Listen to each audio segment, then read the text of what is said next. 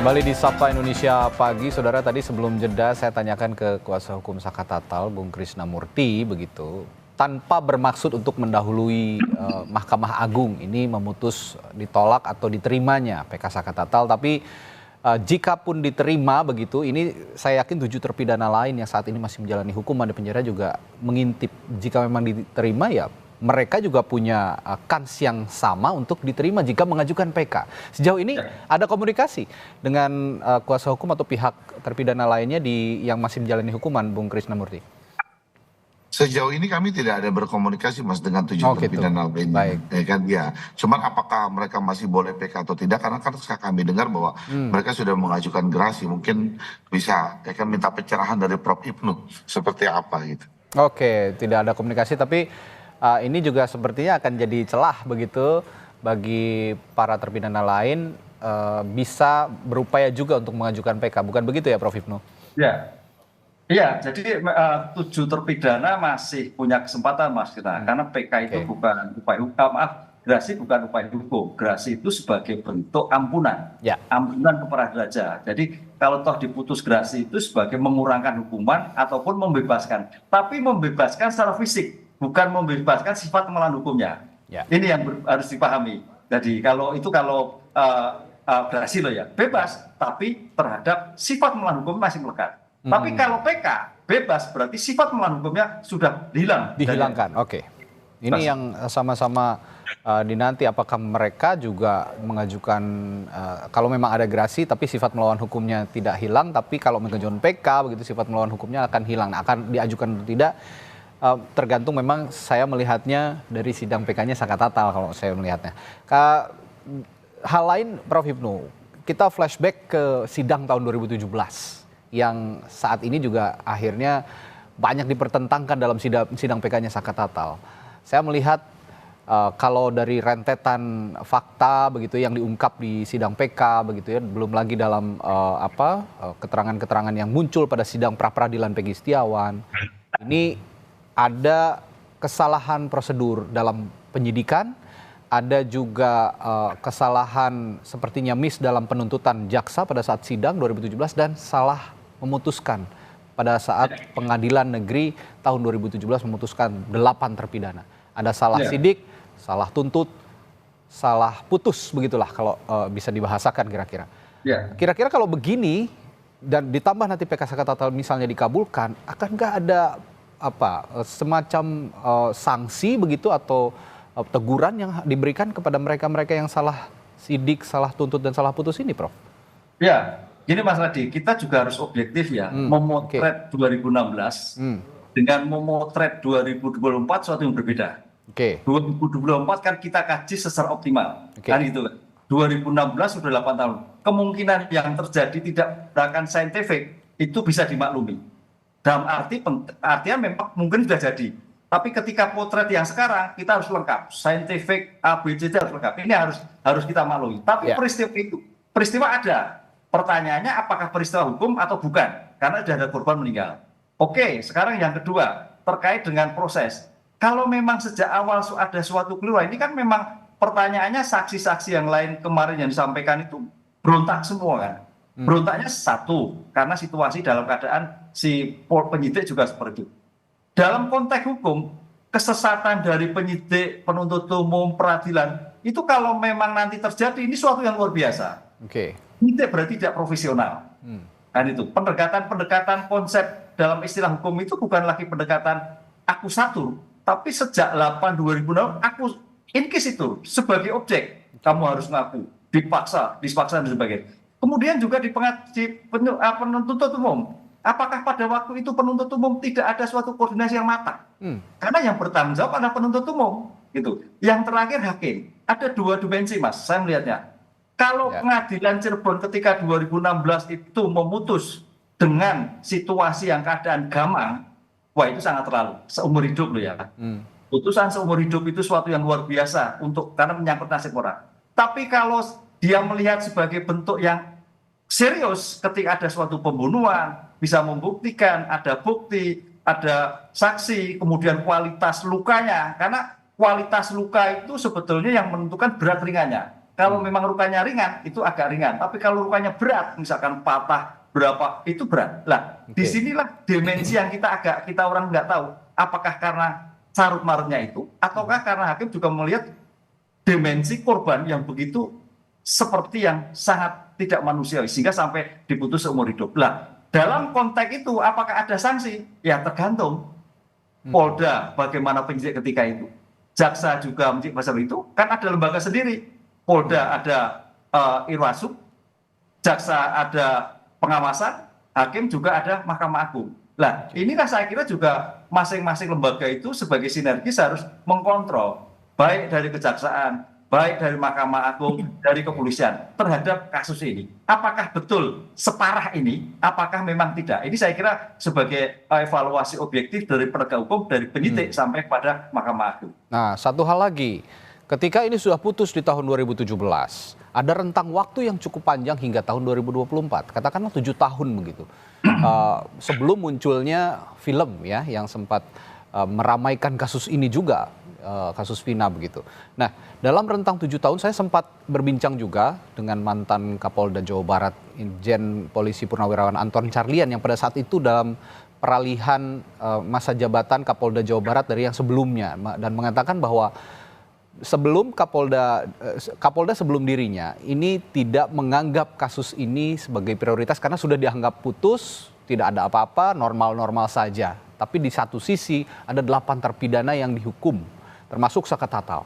Nah, pertanyaan saya kepada Prof. Hipnu, kenapa dalam rentang waktu yang cukup panjang itu mereka tidak ada yang berani bicara? Apakah Anda melihat juga ada intimidasi atau semacam ancaman begitu, Prof. Hipnu? Ya, ini yang perlu dikulik juga, Mas Kris. Pertanyaannya, kalau nanti itu kita lihat bahwa peristiwa yang tetap peristiwa yang sekarang, ada pembunuhan, ada perkosaan, kemudian ketika yang terjadi adalah peristiwa pelakunya dalam tanda petik pemaksaan-pemaksaan. Pertanyaannya, adakah di belakang yang bersangkutan? Adakah sesuatu yang ditutupi? Itu. Karena apa? Peristiwanya jelas bergeser tadi. Iya kan? Anaknya adalah orang-orang yang tanda petik satu anak masih di bawah umur.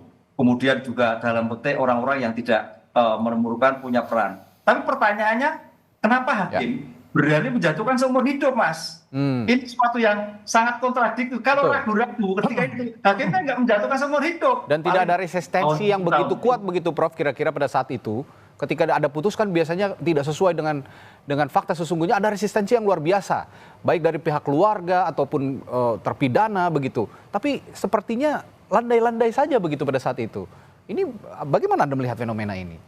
Ya, artinya ketika itu fenomena itu penuntut umum dalam arti penyidik tidak sungguh-sungguh melihat situ korban. Melihat sungguh-sungguh. Karena sesuatu yang mengalir saja. Demikian juga mungkin ketika itu kita mohon maaf, penasihat hukum yang ketika itu sebagai kontrol menyeimbangkan oleh penuntut umum, oleh hakim agak begitu diabaikan. Ini Mas Krisnalian tuh begitu. Mungkin itu yang terjadi. Kan kontrol itu jelas. Pertanyaan sekarang sejauh mana optimalisasi ketika itu dalam rangka mencari kebenaran material. Apakah diabaikan, apakah dia seperti itu aja. Inilah yang harus dilakukan. Makanya kita berpikir dalam kasus Mas Krisna. Keadilan itu tidak akan diberikan, tapi harus diperjuangkan. Nah, perjuangan sampai. Mas Krisna, Bung Krisna, kalau gitu saya juga tanya nih, Saka Tatal kan sempat menjalani hukuman dan cukup lama begitu berada di dalam jeruji besi. Tidak adakah komunikasi dengan pihak luar bahwa saya ini tidak bersalah? Ini rentang waktunya cukup panjang loh. Kenapa baru sekarang begitu loh? Saya pertanyaan publik juga, kenapa baru sekarang mereka ini berbicara? Apakah mereka diancam atau mereka tidak punya pengetahuan hukum yang cukup untuk melawan begitu kira-kira, Mas Krisna?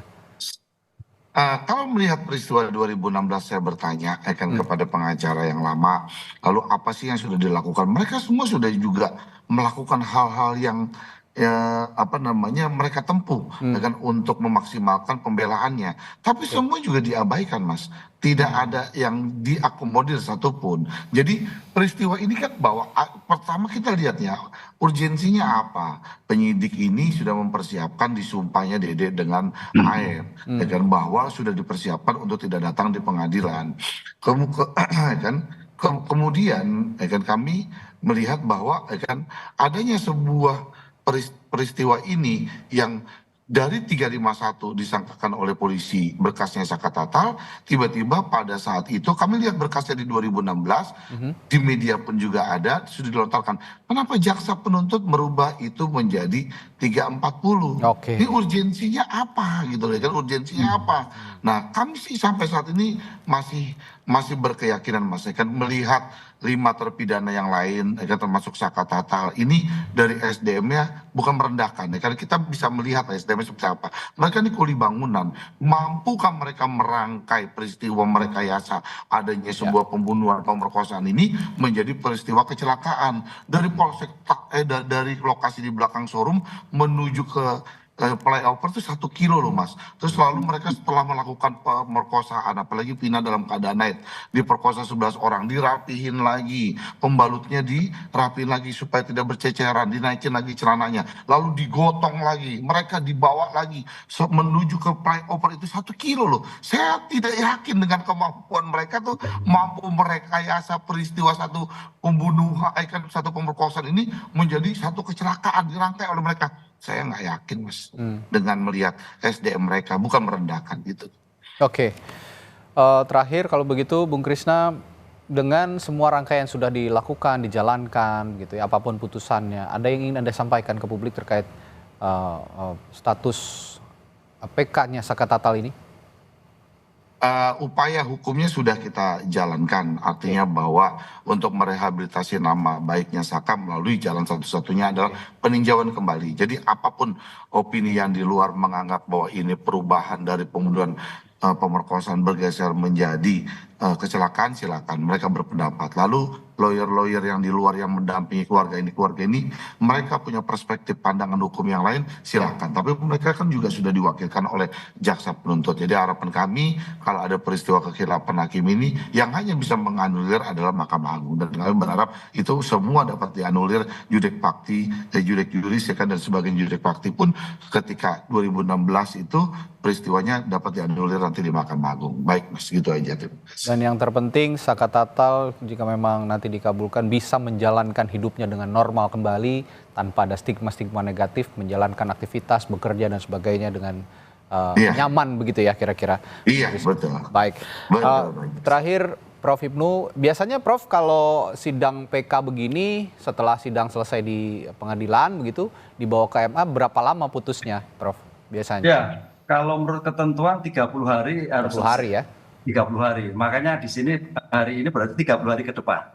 Mudah-mudahan gini Mas Krisna, kalau memang bukti materialnya kurang, bukti sekundernya, hakim melihat pada keyakinannya, asas kebatinannya, asas pemikirannya, betulkah peristiwa itu? Itu yang saya tunggu. Kalau kita berdasar pada bukti formal, bukti material ketika itu agak sulit. Tapi dari bukti informasi itu dimungkinkan, itu nggak ketemu. Tapi disinilah di Indonesia itu kan asasnya kan negatif. Keyakinan hakim itu mudah-mudahan terketuk. Oh betul, bukan Saka Tatal itu tidak terlibat. Itu kunci dulu, bukan peristiwanya. Saka Tatalnya tidak terlibat, itu yang menarik. Kalau peristiwanya nanti terhadap 7 terdakwa yang lain. Tapi sebagai nilai tersendiri, artinya sebagai poin Pak Krisna untuk kedepannya seandainya 7 orang itu mengajukan suatu PK peninjauan kembali.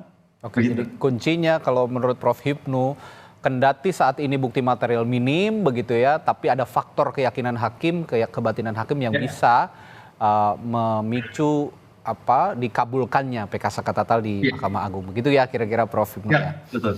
Baik, terima kasih perspektifnya pagi hari ini dan selamat menempuh keyakinan juga ini buat Saka Tatal, semoga dikabulkan. Kita juga berdoa bersama kalau memang tidak bersalah ya. Sepatutnya sudah Saka Tatal ini PK-nya dikabulkan. Pakar Hukum Pidana Universitas Jenderal Sudirman Profesor Hipnu Nugroho dan kuasa hukum Saka Tatal Krisna Murty telah berbagi perspektifnya pagi hari ini. Terima kasih Bapak-bapak, sampai jumpa lagi. Terima kasih Mas Krisna. Terima kasih Prof. Terima kasih Mas.